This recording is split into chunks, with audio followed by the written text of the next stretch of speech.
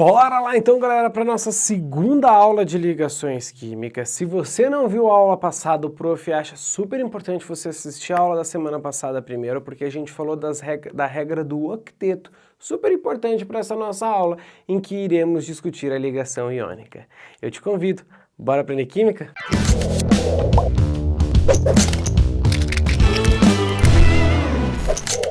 Então, bora lá, galera, ó, nossa ligação química número 2, o retorno das ligações. Nós vamos falar sobre a ligação iônica. Ligação iônica é a ligação que acontece entre íons. Ai, prof, eu já sabia, olha o nome. Ótimo, íons. Mas eu não lembro o que é íon. Lembra sim, é carga positiva e carga o quê? Negativa. Positivo porque perdeu elétron, negativo porque recebeu elétron. Lembra, positivo e negativo se atraem. Muito bem, então quando que vai acontecer essa interação entre íons? Quando eu tenho uma grande diferença de eletronegatividade. Então, entre elementos com grande diferença de eletronegatividade. Quando que você consegue isso? Quando você tem um metal que tem uma eletronegatividade pequena, lembra da nossa aula de propriedades periódicas, e um ametal, que tem uma eletronegatividade grande, tem tendência a receber elétron. Então, o metal que tem uma eletronegatividade baixa, ele tende a perder o elétron e se transforma num cátion. Lembra? Cátion. Marquinhos? Cátion, ó, o T forma o sinal do quê? De mais.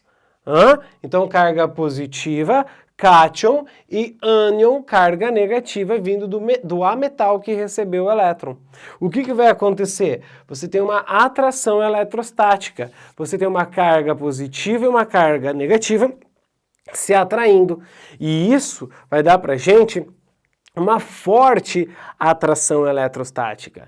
Então anota lá, ligação iônica acontece entre íons, tem uma grande diferença de eletronegatividade. Acontece geralmente entre metal e ametal e tem uma atração eletrostática.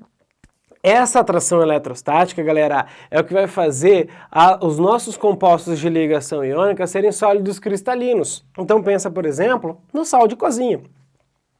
São sólidos cristalinos. É muito difícil derreter um composto iônico. Tem uma elevada temperatura de fusão e ebulição. Todos os compostos iônicos são sólidos na temperatura ambiente. Todos, prof? Sim, todos os compostos iônicos são sólidos na temperatura ambiente. Anota lá, exatamente devido a essa alta temperatura de fusão e ebulição. Mas por que isso? Porque lembra, como a atração é muito grande, o positivo com o negativo, as partículas ficam muito pertinho uma da outra. Lembra lá no começo da nossa playlist? Quando eu tenho as partículas muito pertinho uma da outra, eu tenho um estado o quê? Sólido. Faz todo sentido, prof. E se elas estão fortemente atraídas, o que vai acontecer? Fica difícil a gente passar para o estado líquido e gasoso. Então, por isso que a gente tem uma elevada temperatura de fusão e ebulição. Meu, prof, tudo faz sentido. Ótimo, que bom. Agora, perceba uma coisa. O cátion perdeu o elétron para o ânion que recebeu. E os dois ficam grudadinhos por atração eletrostática, certo? O que acontece é que quando eles estão sólidos puros, por essa atração eletrostática, eles não conduzem eletricidade. E, galerinha, se fosse assim, ó, para marcar o que mais as provas cobram sobre composto iônico, tá aqui, ó, não conduz eletricidade quando sólido puro, mas conduz quando líquido e quando aquoso. Professor, mas líquido e aquoso não é a mesma coisa? Ô, lindinha, não é não. Sério, prof, não. Líquido é quando você tem o composto derretido. Então imagina a cena, uma colher de sal, você começa a esquentar essa colher de sal e o sal derrete. Isso você tem uma fusão, o sal está líquido. Aquoso é quando está dissolvido em água. Então você vai colocar uma colher de sal na água. Nesses dois casos, galera, o que acontece? Por que conduz eletricidade nesses dois casos? Por que que conduz? Porque nós temos íons livres. Íons livres. Esses íons livres são os responsáveis por compostos iônicos conduzirem eletricidade quando líquidos ou aquosos. Nós vamos ver isso na parte de eletrólise, e tanto ígnea quanto aquosa, tá? E veremos muito essa parte aquosa na hora de falar de soluções. Fechado, galera? Anota isso. Bom, para essa aula o prof preparou alguns exemplos para a gente montar as estruturas de ligação iônica. Você vai sair dessa aula entendendo tudo sobre ligação iônica. Então bora lá resolver algumas questões. Bora lá então, galera. Eu separei 3 exemplos para a gente fazer para você sair dessa aula entendendo tudo sobre ligação iônica. Então vamos lá. Primeiro, eu preciso saber a ligação, o tipo da ligação que vai acontecer entre o magnésio e o flúor. Galera, você precisa ter em mãos o número atômico. Oh, meu Deus, teacher, eu tenho que saber de cor. Não, tá? Ou o exercício te fornece, ou você tem tabela periódica para isso, beleza? Tá, faço primeiro a distribuição eletrônica. Beleza, fiz. Olha a camada de valência. A camada de valência aqui, ó, do magnésio é a terceira. Quantos elétrons tem? 2. Beleza. Olha para a regra do octeto. Ele tem 2 elétrons. A chance dele ganhar 6 ou perder 2? Perde 2. Então a tendência é você perde 2 elétrons. Show? E o flúor que está logo embaixo faz a mesma coisa, distribuição eletrônica, olha a camada de valência, olha o maior numerão, lembra da nossa aula de distribuição eletrônica, ele tem 7 elétrons na camada de valência. A tendência dele para fechar o octeto é ganhar 1, então ele recebe 1 elétron. Aí você pergunta, qual é o tipo de ligação que acontece entre quem perde e quem recebe? Ligação iônica. Na ligação iônica, o que você vai fazer? Você vai fazer o seguinte, você vai colocar primeiro o elemento menos eletronegativo, ou o metal, o cátion. Sempre cátion na frente do ânion. Então, quando o nosso magnésio perder 2 elétrons, o magnésio vai ficar mais 2. Beleza? E o nosso flúor recebe 1 elétron, então ele fica menos 1. Só que assim, ó, o que vai acontecer? Perceba que as cargas não se anulam, né? As cargas não se anulam. O magnésio tem 2 elétrons para perder e o flúor só recebe 1. Tá faltando 1 elétron aqui para ser perdido pelo magnésio. O que acontece? Eu preciso de outro flúor.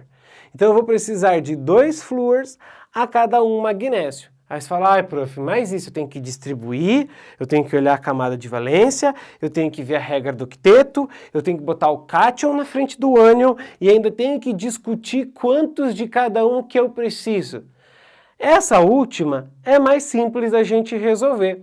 Essa última a gente resolve escorregando. Não olha mais para a carga, olhe para o número. Aqui eu tenho 1, 2, você faz isso aqui, ó, escorrega. Escorregou. E aqui, escorrega. Mas escorrega cruzando. Então o 1 vai para o magnésio e o 2 vem para o flúor. Então você vai ter a fórmula MgF2. Tá, prof? Eu acho que eu entendi. É receitinha de bolo, né, prof? Receitinha de bolo, lindinho, ó. Faz a distribuição, olha a camada de valência, veja a regra do octeto, coloca cátion na frente do ânion e escorrega se você tiver as cargas diferentes. Olha o que vai acontecer se você tiver cargas iguais. Vamos lá, ó. Na e Cl. O prof já fez a distribuição eletrônica, tá? O prof já fez a distribuição eletrônica. Olha para a camada de valência. 3 tem 1 elétron. 1 elétron. A tendência dele é o quê? Perder 1 elétron e não ganhar 7. Então ele vai formar o nosso cátion. Cátion de quanto? Só tem um elétron? De um elétron, mais um. É a tendência dele perder.